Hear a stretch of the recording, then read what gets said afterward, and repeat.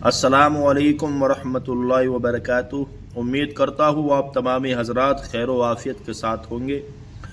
अल्लाह तबारक व तआला हमें और आपको तमाम ईमान वालों को अपने हिफ्ज़ व अमान में रखे।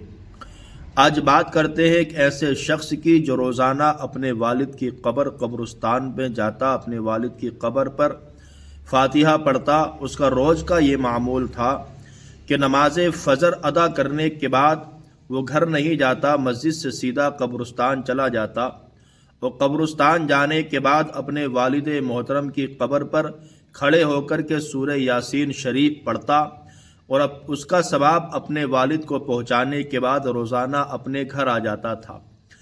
वो बयान फरमाता है, रोज़ का मेरा ये मामूल था, मगर जब एक दिन मैं गया, मैंने सूरह यासीन शरीफ पढ़ी। पढ़ने के बाद मैंने उसका सवाब अपने वालिद को तमाम मरहूमीन को पहुँचाने के बाद जब मैं चलने लगा तो मुझे अचानक एक बड़ी अच्छी खुशबू महसूस हुई।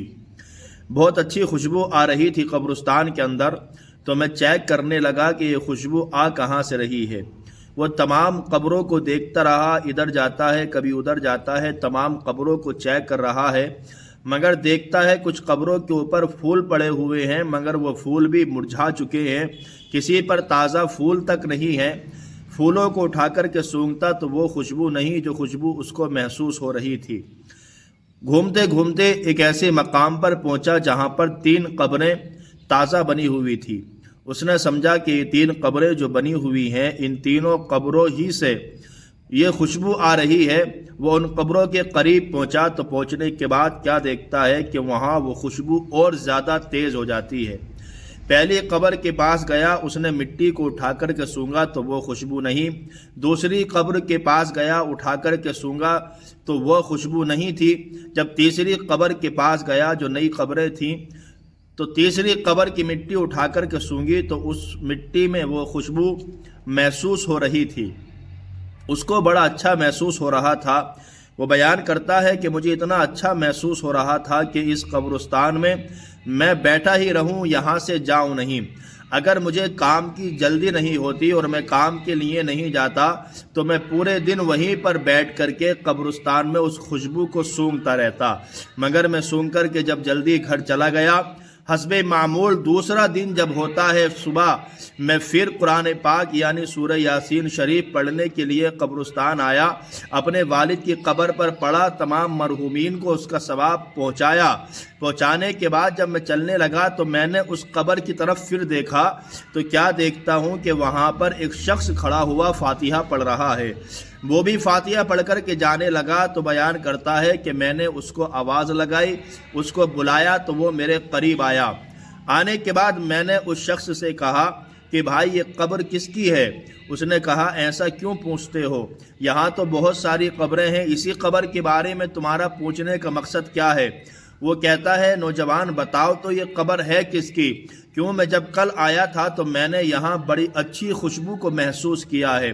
इस कदर आला खुशबू इस कब्र से आ रही थी कि मेरा मन करता था कि पूरे दिन यहीं बैठ कर के उस खुशबू को मैं सूंघता रहूं, मगर मुझे काम पर जाना था, मैं चला गया।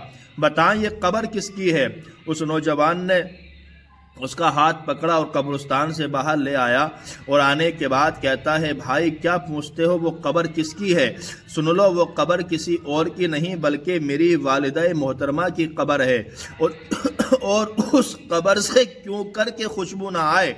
क्योंकि उस कब्र में मेरी माँ है और मेरी माँ बड़ी परहेजगार, नेक, दीनदार औरत थी। हालांकि मेरी माँ पढ़ना नहीं जानती थी, मेरी माँ लिखना नहीं जानती थी, मगर कुरान पाक से इस कदर मोहब्बत करती थी कि जब भी अपने यानी नमाज से फारिग होती, पढ़ने के बाद उस कुरान पाक को हाथ में लेकर के बैठ जाती मुसल्ले पर।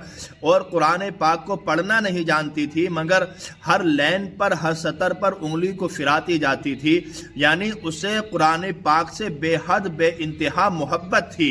शायद यही अदा अल्लाह तबारक व तआला को पसंद आई, इसलिए उसकी कब्र में रब तबारक व तआला ने खुशबुओं के अंबार लगा दिए। सुभान अल्लाह। ये उन लोगों के लिए पैगाम है जो कुरान पाक से दूर हो चुके हैं, कुरान पाक को पढ़ना नहीं चाहते, अपने बच्चों को कुरान पाक पढ़ाना नहीं चाहते। उन लोगों को चाहिए कि आप देखें कि जो कुरान पाक पढ़ना नहीं जानती, वो मोहब्बत करने के بعد اس کی قبر کا عالم یہ ہے کہ اس میں خوشبوؤں کے انبار لگا دیے جائیں، تو اندازہ لگائیں جو قرآن پاک کی تلاوت کرتا ہوگا، جو قرآن پاک دوسروں کو پڑھنا سکھاتا ہوگا، جو قرآن پاک پڑھنے کے بعد اللہ اکبر اس کا ثواب لوگوں تک پہنچاتا ہوگا، تو آپ اندازہ لگائیں اس کے ثواب کا کیا پوچھنا ہے، اس کے ساتھ پھر کیا معاملہ ہوگا۔ تو خدا کے لیے خدارا ہمیں اور آپ کو چاہیے کہ قرآن پاک کو پڑھنے کی کوشش کیا کریں۔ پڑھنا اگر جانتے ہیں تو زیادہ بھی نہیں تو روزانہ اس کو پڑھنے کا معمول بنائیں، اور اگر اس کو پڑھتے رہے، خدا کی عزت و جلال کی قسم، اگر قرآن پاک ہم سے خوش ہو گیا تو ہماری بخشش کے لیے کل میدان محشر میں یہ قرآن پاک ہی کافی ہے۔ تو حضرات محترم، پڑھنے کی عادت ڈالیں، اپنے بچوں کو پڑھائیں، قرآن پاک کی تعلیم عام کریں، پڑھیں اس کو۔ یہ اللہ کی کتاب قرآن پاک ہے، جو اس سے پڑھا کرتا ہے رب تبارک و تعالی اس سے بڑی محبت فرماتا ہے۔